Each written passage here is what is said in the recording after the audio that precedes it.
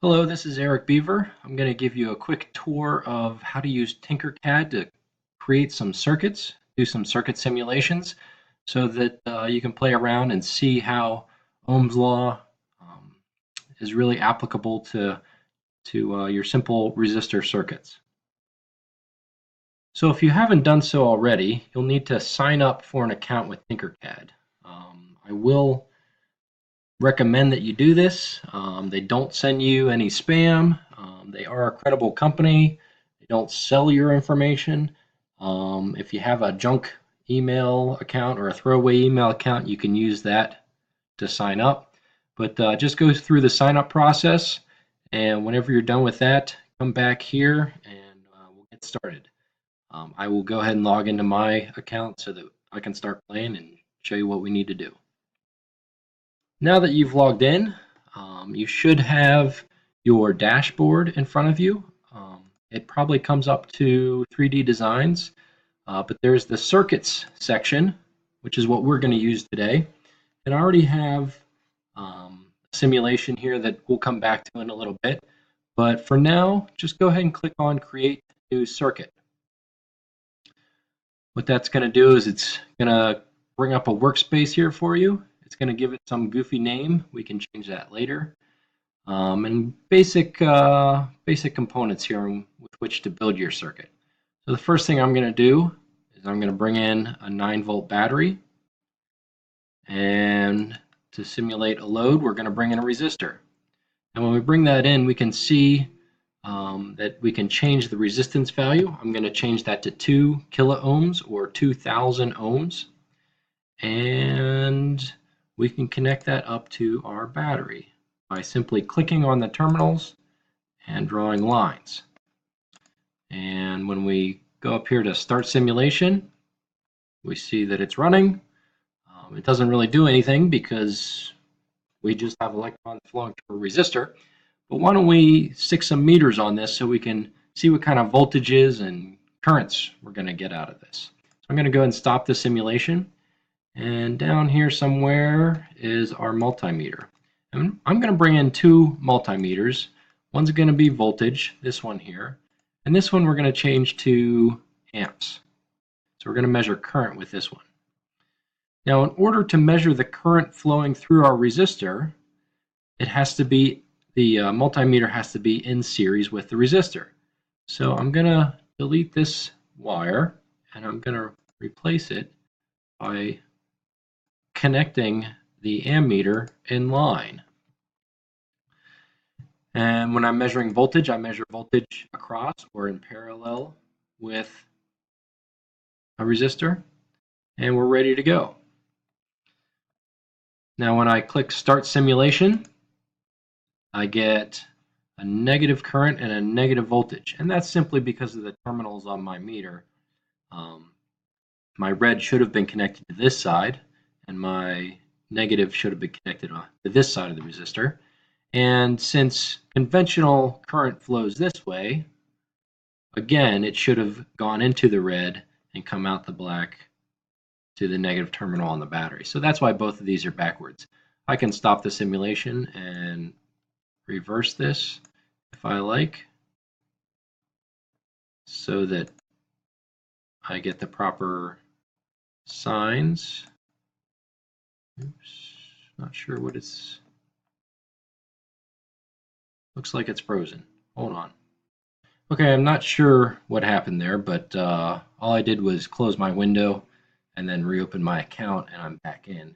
And it saved it where I left off. So I'm going to go ahead and try to change those connections now. And when I run the simulation, I get just as I expected. 9 volts of drop across the resistor and 9 volts divided by, well, here, why don't I bring up my calculator? 9 volts divided by 2,000 ohms equals 0.0045 amps, or 4.5 milliamps. If I divide this by 1,000, I'm sorry, multiply by 1,000, I get 4.5 milliamps. So this verifies our Ohm's law. If you feel comfortable working with the simulator at this point, feel free to stop the video here. If you have never used a breadboard before, you may want to continue watching. I'm going to redo this simulation, but with a breadboard. And that's what that other one was. If I go back to my dashboard by clicking on the Tinkercad icon, it brings this back up. And I said before I could change the name. I can simply change this to simple circuit, and it will change that instead of whatever it had before.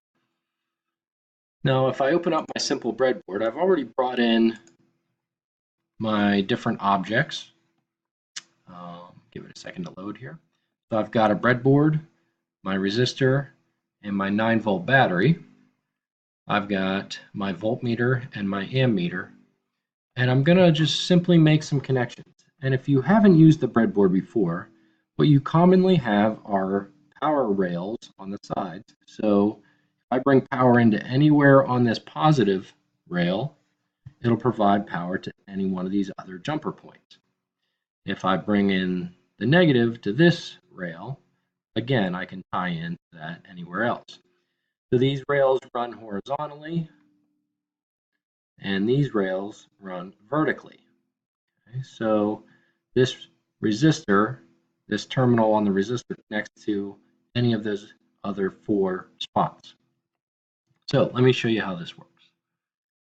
If I bring in a wire from my positive to my positive rail, now I've got positive voltage anywhere on that rail, negative to the negative, and I'm going to bring my positive from here all the way up to that point. Now, just because it crosses this terminal doesn't mean it connects to it. It only ties in where the circles are. And now I've provided power to this rail, the positive rail. And from here, I'm going to go up to my ammeter because I want electricity to flow from my battery through my ammeter. And I'll bring this back down into this rail and now connect this rail over to my resistor. So I've got electricity coming through the positive rail, through my ammeter, back through this rail, and over to my resistor rail.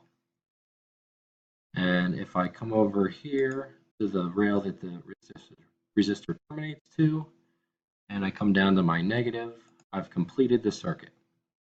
So at this point, if I start it, you can see I've got current flowing through there. Let's stop that. But now I can pull off a voltage across my resistor from this rail here and this rail to here.